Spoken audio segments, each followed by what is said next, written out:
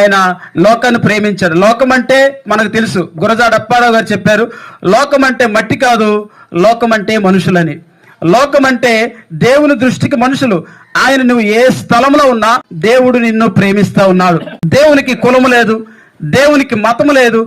ఆయన ఏ కులానికో ఏ మతానికో ఏ దేశానికో చెందినవాడు కాదు. దేవుడు సర్వలోకానికి ఆయన దేవుడు, సర్వలోకానికి సృష్టికర్త.